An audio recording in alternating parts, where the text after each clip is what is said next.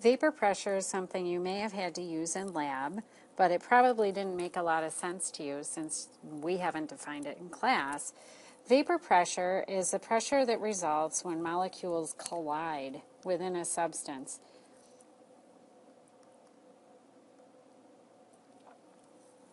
Since this pressure is due to the collision of particles, if you increase the temperature of a substance, those particles will then move faster and collide more, so it will actually increase the vapor pressure of that liquid.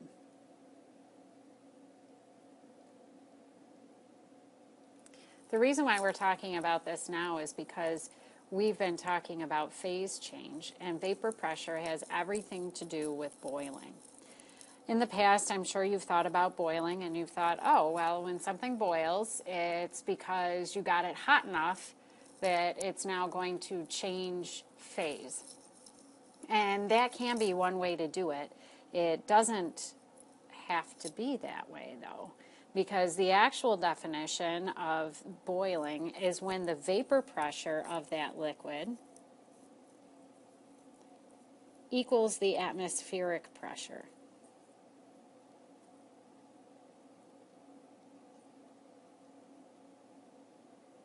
So it will actually start to change phase when the vapor pressure of the liquid, that's the pressure due to the collision of the molecules within that substance, equals the atmospheric pressure. So if you heat something up, if the vapor pressure is increasing, then it could reach atmospheric pressure. It's not the only way to make something boil. Have you ever noticed on a box mix of maybe cake mix or something like that, that there are alternate directions if you live at a higher altitude? The reason why there are alternate directions is because water doesn't boil at 100 degrees Celsius in, say, Denver, which is a mile higher than sea level. And the reason why it doesn't is because there's actually less atmospheric pressure in Denver than there is here at sea level in Lockport. The vapor pressure then would only need to reach the atmospheric pressure to make it boil, and since it's a lower atmospheric pressure, the temperature at which water boils is lower. So it'll actually boil faster, but it's at a lower temperature. So if you were, say, making pasta, and on our pasta box it says approximately 7.5 minutes, well, that's because water boils at 100 degrees here in Lockport. If you lived in Denver, you might want to cook it a little longer, because even though it boils faster, because the temperature doesn't need to get as high, it's not going to be boiling at as high of a temperature. So to really cook that pasta through, you're going to have to cook it longer. So when we think of boiling here in Lockport, we're probably thinking of the normal boiling point, or the boiling point at sea level. And at sea level, we typically have 1 atmosphere of pressure, or if we were talking about it in terms of kilopascals, it'd be 101.3. I know they don't typically report pressure on the news in atmospheres or kilopascals, but those are the 2 units that we use in this course. In your reference tables, there is a table labeled Table H, and it's the vapor pressure for 4 liquids.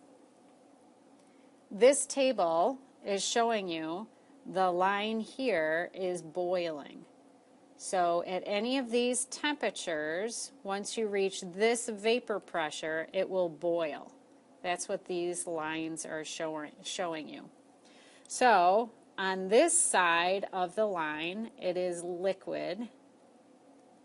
And on this side of the line, it is a gas. What's tricky about this graph, there's a couple of things that are tricky about this graph, but one of the things that's tricky is the scale along the bottom of this graph. Since there are 5 divisions here to get to 25, this scale is by 5s. Unfortunately, on the y-axis, there are 5 divisions to get to 50. That means each of these is worth 10. It's probably the only graph you're going to see like this on a Science Regents exam, where the scale is different on the x than it is on the y. So you need to be really careful When you find your temperature and then follow it up to your pressure to find out what the boiling point is, you may need to be careful because these are only 10s where across the X they're 5s. The other thing I want to point out on this graph is this dashed line. Yours may not have copied well. I think the ones in our classroom may not have this dashed line. This dashed line we just set up here is the normal or sea level pressure. So wherever this dashed line meets your curve is going to be the boiling point at normal pressure, or the normal boiling point. So for propanone, when you follow this over and then down, it's about 55, 56 degrees. All right, and then it makes sense then when you follow this over to water and then down, it's 100 degrees. Let's see if we can answer some questions about this graph. So the first question, what's the dotted line represent? That's going to represent normal pressure, what we consider to be normal atmospheric pressure. And wherever it hits the curve is going to be the normal boiling point. So the next question here, where they ask about the normal boiling point of propanone, we're going to follow this dashed line over and down, and it's about, we'll say, 56 degrees Celsius. Next one, what sample has the highest vapor pressure? So at any temperature along this scale, which one has the highest pressure? Well, it's propanone.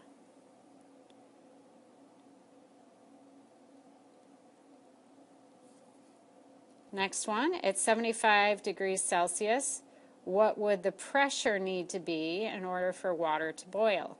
So we look along the bottom, we find 75, follow it up to water's curve, and then across.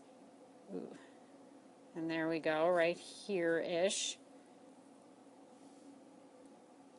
Remember that each of these is 10, so we're at 30, and it's actually closer to that line than I've drawn it. I'd say about 38 kilopascals. On the key for the exam, it'll actually tell us if it's a written question like that, a plus or minus. So you probably could have said 36 to 40 kilopascals and still been correct. Number 5, at 150 kilopascals, which liquid would boil first? So they're saying if you were heating it up, which one would boil before the rest of them? So at 150 kilopascals, we're heating it up, it would be propanone that would boil first. And that makes sense. It has the highest vapor pressure on its own, so you wouldn't need to heat it up quite as much in order to make it boil. All right, let's talk about colligative properties, and you've probably already done a lab based on colligative properties as well. But colligative properties actually affect the boiling point, the freezing point, and actually even the vapor pressure of a substance. And what it does is, the more solute you add to a solution, the higher the boiling point becomes and the lower the freezing point. Let's write that down and then we'll talk about it more.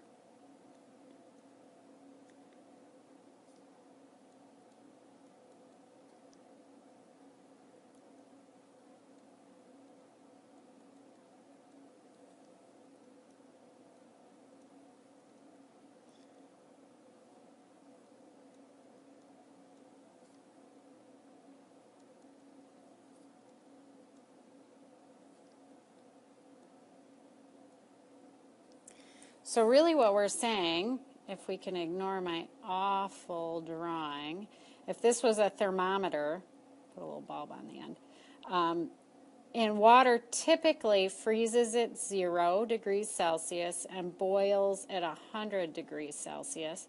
What'll happen when you add a solute to it is it'll actually raise the boiling point and lower the freezing point. That's why we put salt on the roads in the winter.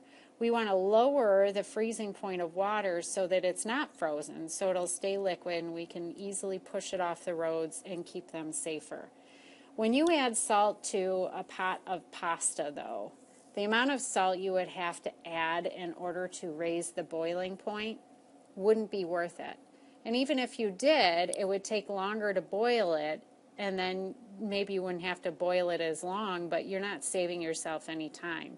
The reason why you add salt to a pot of boiling water when you're making pasta is actually to season the pasta. It's the only time you can really do that effectively.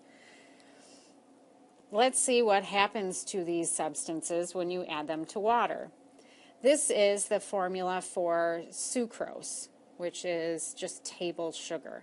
So if I put 1 mole of table sugar into water, yes, it will dissolve, but what it doesn't do is break up. It stays as this molecule C12H22O11.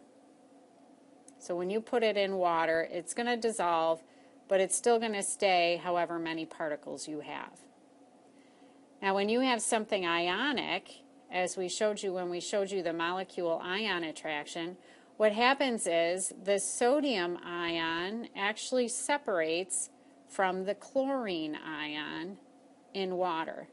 So what you're getting here is 2 particles for every 1 particle of sodium chloride that you add. Where here you only got 1 particle, so you got a 1 particle for 1 particle. With the sodium chloride, you're actually doubling it. So what happens with calcium chloride? Well, you have the 1 calcium, but you have 2 chlorine ions. So you're going to end up with 3 particles.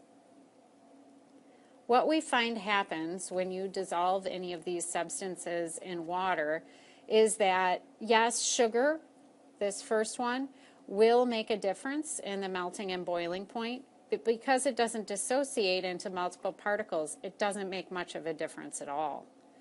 When you dissolve sodium chloride in water, though, because it dissociates into 2 particles, it's actually going to affect the boiling and freezing points much more.